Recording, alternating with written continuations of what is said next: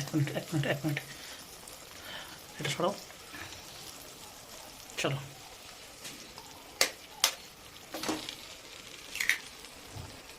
কি বন্ধুরা, এই ঠান্ডায় সবাই ভালো আছেন তো?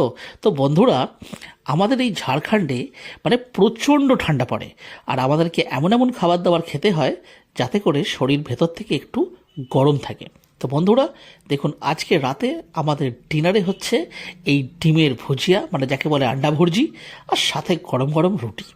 তো চলুন তাহলে রেসিপিটা শেয়ার করি।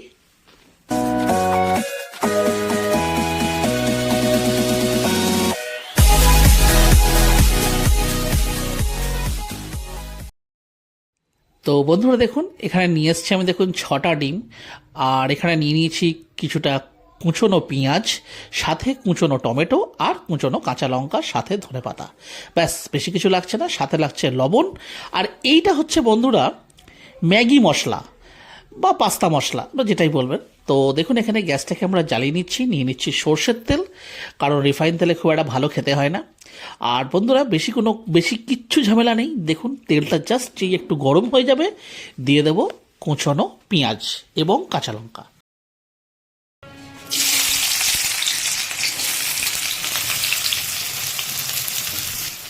দেখো,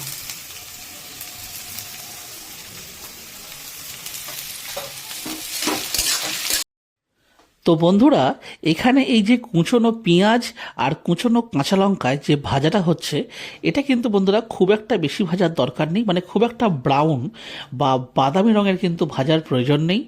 জাস্ট প্রথম যে স্টেজটা মানে পিঙ্ক কালার যেটা হয়ে যায়, তারপরে ওই সামান্য আর একটুখানি ভাজা ভাজা করতে হয়, মানে একদম কিন্তু ব্রাউন হয়ে যাবে না। ব্যাস, তারপরেই কিন্তু এতে মিশিয়ে দেবো আমরা কুচনো টমেটো। আর টমেটো দিয়ে দেওয়ার পরেই আমরা দিয়ে দেবো এতে লবণ, দিয়ে ভালো করে এবার এটা আমাদেরকে কখনো হাই ফ্লেমে কখনো স্লো ফ্লেমে একটু ভালো করে ভেজে নিতে হবে। ততক্ষণ অবধি ভাজতে হবে যতক্ষণ না পর্যন্ত টমেটোগুলো সফট হয়ে যায়।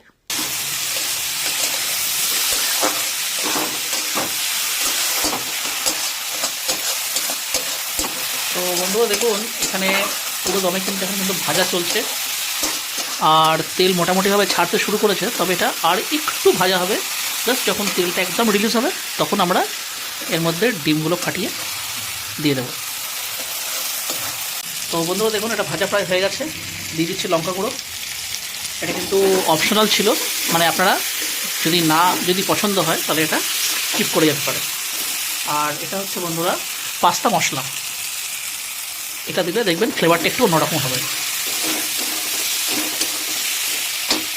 এইবারে দেখুন, ফ্লেমটা স্লো করে দিলাম।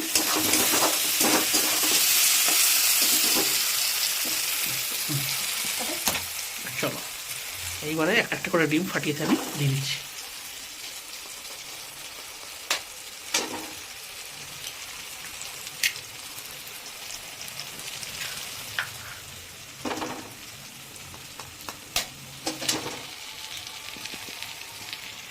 চলো,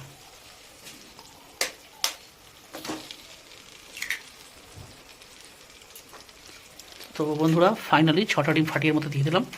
এবার এটাকে ভালো করে মিক্স করতে হবে। আর এখানে দেখুন ফ্লেমটা কিন্তু স্লো আছে। তো প্রথমে বন্ধুরা ফ্লেমটা কিন্তু স্লোই থাকবে। আর ডিমগুলো যেহেতু এর মধ্যে ফাটিয়ে দিলাম, এখন দিয়ে দিচ্ছি ডিমের উপযুক্ত লবণ। এবার এটা মিক্স করব।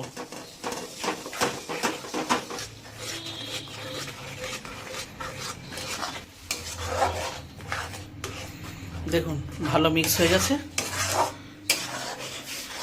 এইবারে গ্যাসের ফ্লেমটাকে হাই করে দেবো।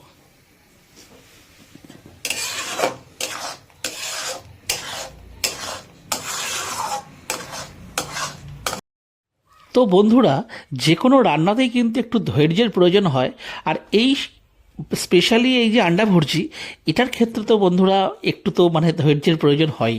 কারণ এই সময় কিন্তু গ্যাসের ফ্লেমটা রয়েছে হাই, আর এই সময় কিন্তু মানে একটু ফ্রিকোয়েন্টলি কিন্তু কড়াইটাকে এইভাবেই কিন্তু মানে খুন্তিটা চালিয়ে নিতে হয়। কেন না হলেই কিন্তু দেখবেন যে কোথাও হয়তো জ্বলে যেতে পারে, বা হয়তো কোথাও একটু আটকে গেল। তো ব্যাপারটা কিন্তু তখন মানে পোড়া ডিমের টেস্ট একদমই কিন্তু খেতে ভালো হয় না।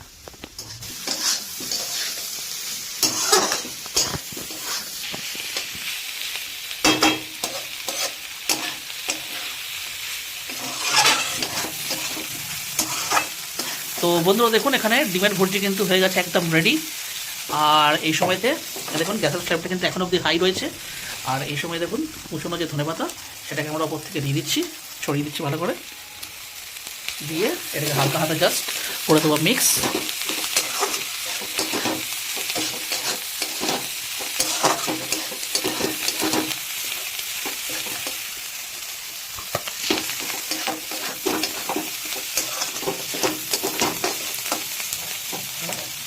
হয়ে গেছে বন্ধুরা, এবারে গ্যাসের ফ্লেমটাকে অফ করে দিচ্ছি। ব্যাস এখন এগ ভুর্জি রেডি।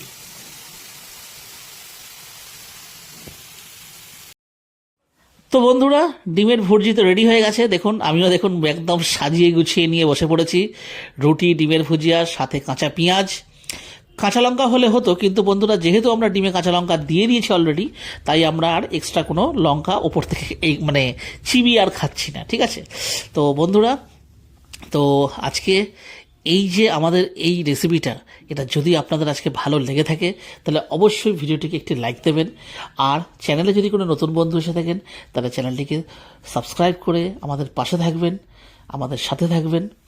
আর আপনারাও বাড়িতে এই রেসিপিটা একবার হলেও ট্রাই করে দেখবেন।